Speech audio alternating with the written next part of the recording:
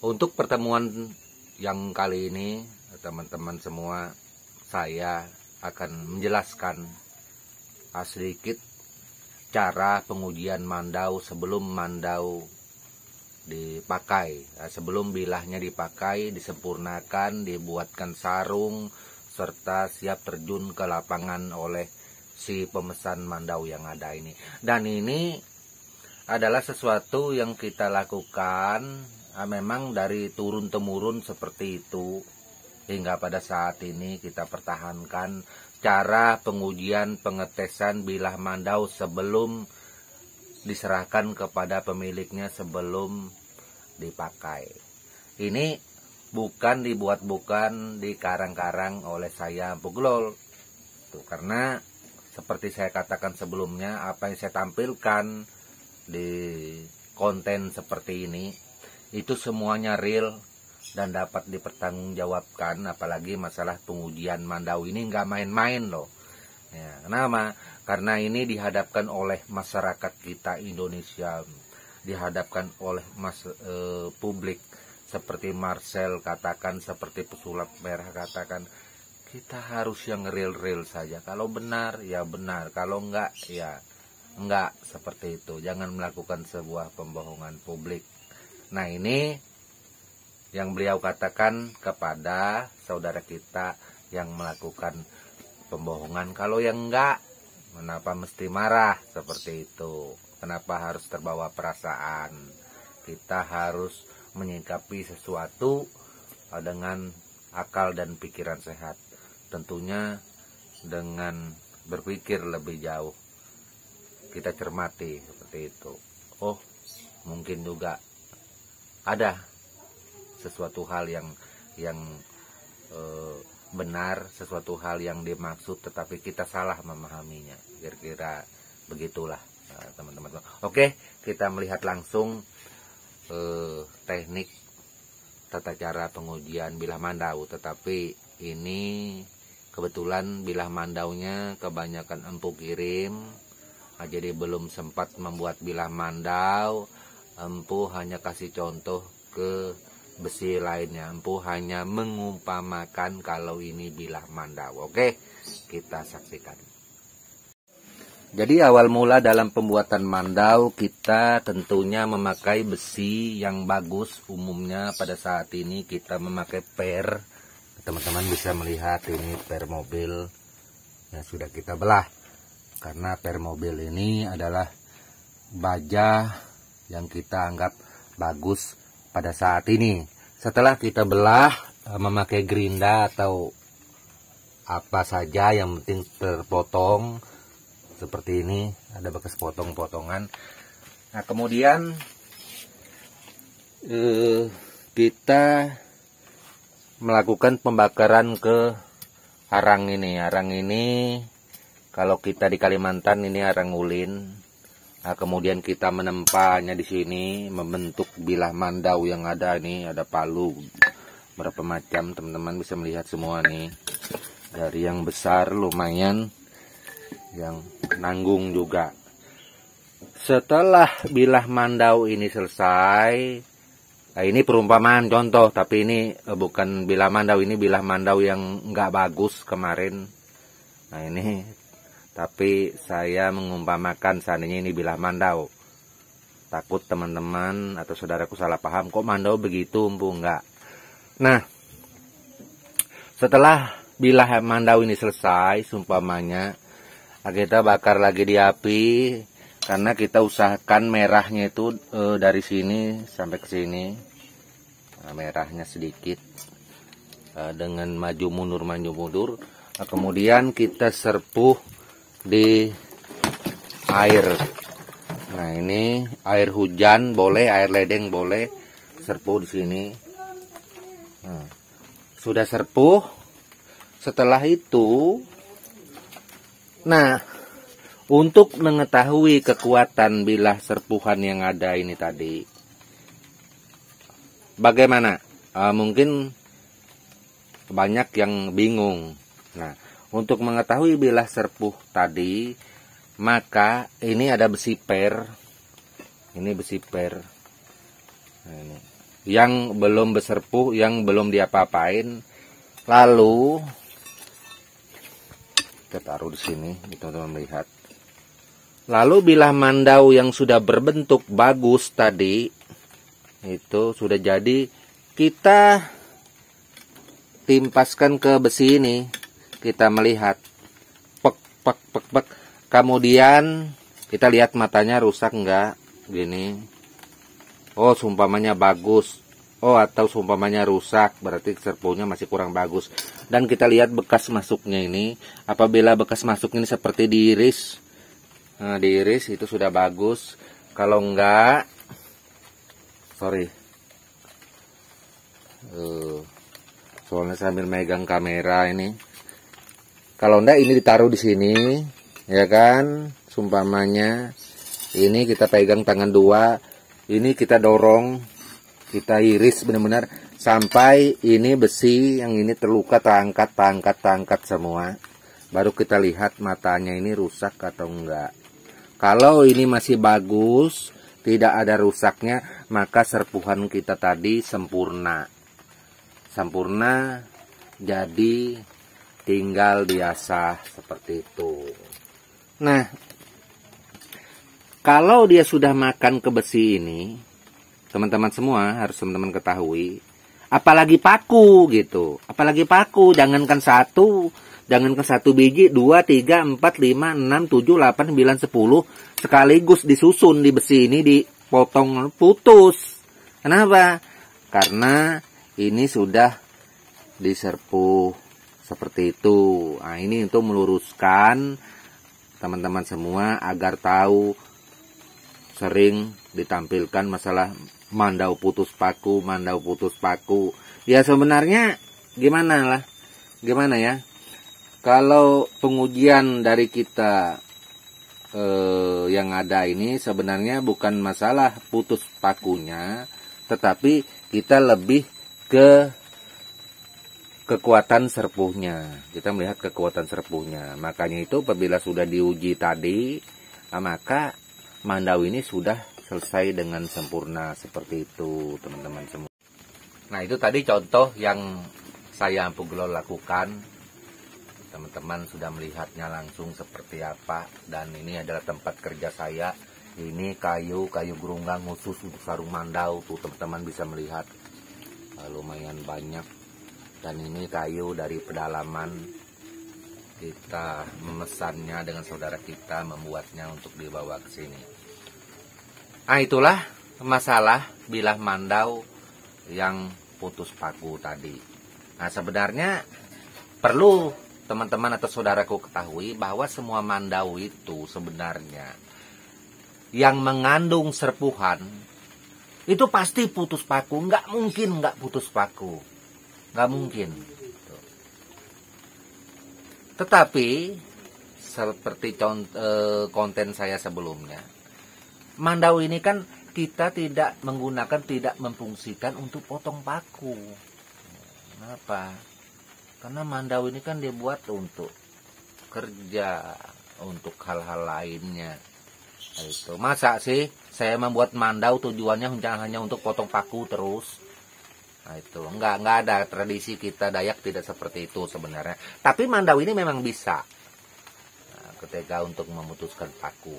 Nah, makanya itu pengujiannya hanya di awalnya saja. Setelah itu mandau dipoles sudah bagus, jadi sudah ada sarungnya segala macam, sudah diasah bersih, licin. Sayang kan kalau digunakan untuk potong paku terus, berarti gunanya mandau yang kita buat itu hanya untuk potong paku saja. Seperti itu, ketika ada yang datang dia ingin lihat uji potong paku, wah, kenapa nggak uji potong kayu ulin, kayak debang pohon yang sebesarnya seumpamanya kayu, kalau di seumpamanya kayak kita di Kalimantan ini kayu ulin yang sebesar ember sekalian ditebang pakai mandau, terus dibikin kamera, dibuat konten video, itu lebih menarik. Nah itu, nah ini sebenarnya ujian mandau. Kalau dia sudah jadi diserpuh, kalau dia sudah sempurna, seperti itulah ujiannya. Ujiannya ke lapangan langsung, dibawa bekerja langsung, memotong kayu serta lain-lainnya. Ini di dalam tradisi kami suku Dayak Benua, seperti itu. Saya tetap membatasi diri, mohon maaf. Itu takutnya nanti penjelasan saya ini ada yang terbawa perasaan, ada yang nyangka, wah empu ini seperti ini. Kalau dari Dayak kami tidak seperti itu mengujinya. Kalau dari Dayak kami seumpamanya apabila mandau itu sudah jadi, itu harus potong paku terus. Setiap ada orang yang datang, setiap ada orang yang pengen lihat, ujinya setiap waktu harus potong paku. Ya mungkin saja. Kalau Dayak kami kan tidak seperti itu. Dayak kami itu di awal saja untuk si pembuat, si penempa bilah mandau, si pandai besi ini akan mengujinya seperti itu ke besi lain yang tidak mengandung serpu, paku atau lain-lainnya juga boleh. Seperti itu. Bukan berarti setelah itu kita yang pemilik mandau ini harus potong paku terus, enggak. Dalam tradisi kami tidak seperti itu. Tetapi itu dalam tradisi kami, budaya kami suku Dayak Benua. Itu mungkin juga dari saudara kita yang lainnya tidak seperti itu, atau juga sama, ya saya juga nggak tahu. Itu kalau saya langsung mengatakan seperti ini, takut seumpamanya salah nanti dalam penjelasan. Nah, ini untuk masalah mandau, penjelasan dari saya empu anggap clear. Kemudian kita kembali kepada tentang masalah pusulap merah. Karena apa? Karena ini tetap ditanyakan kepada empu lagi. Masalah pesulap merah rame di konten empu yang awal itu. Dan empu pikir sebenarnya bingung mau menjawab apa. Tetapi setelah ini memang ini harus empu jawab juga kayaknya. Karena ditanyakan kepada saya empu Glol, walaupun bukan kapasitas saya untuk yang masalah yang satu ini. Ada yang menanyakan kepada saya, empu Glol ini gimana sih? Kemarin dalam konten-konten sebelumnya, nah, ketika ada sesuatu hal yang membuat empu agak marah, itu empu tidak menyebutkannya, empu katakan empu bisa menerbangkan mandau. Itu. Tetapi pada konten yang ada ini empu mengatakan tidak bisa menerbangkan mandau. Itu trik, itu sulap. Gimana sih empu? Berarti empu ini PHP juga, empu ini pembohong juga. Nah, itu pertanyaannya.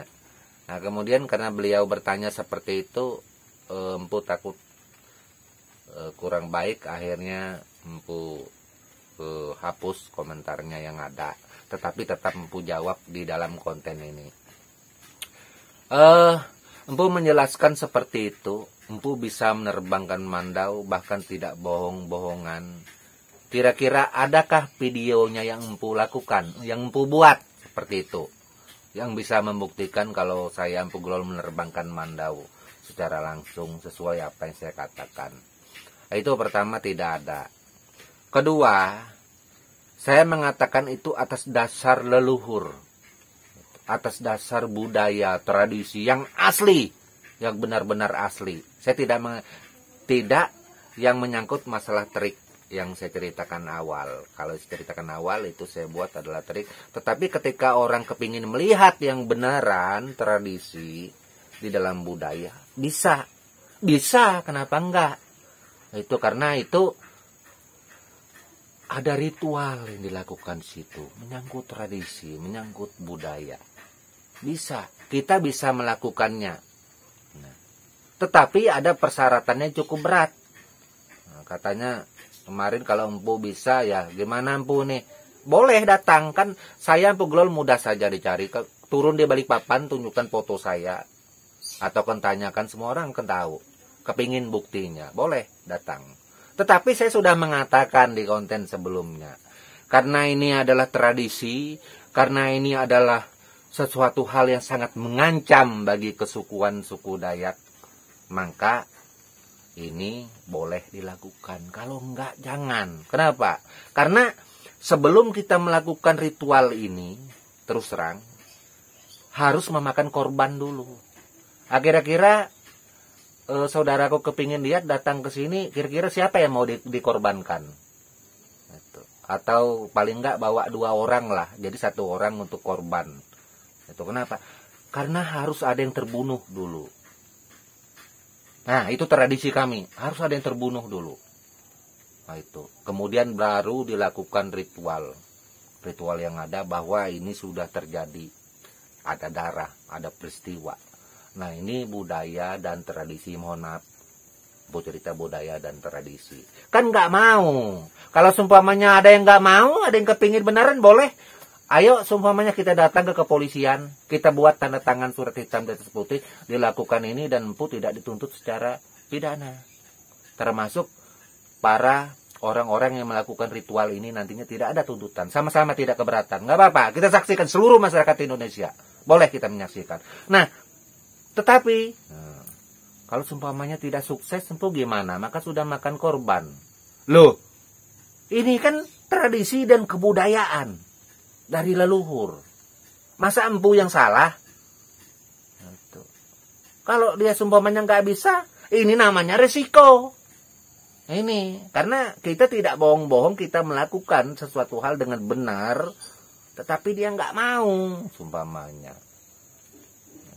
Ini adalah sesuatu hal resiko yang ditanggung.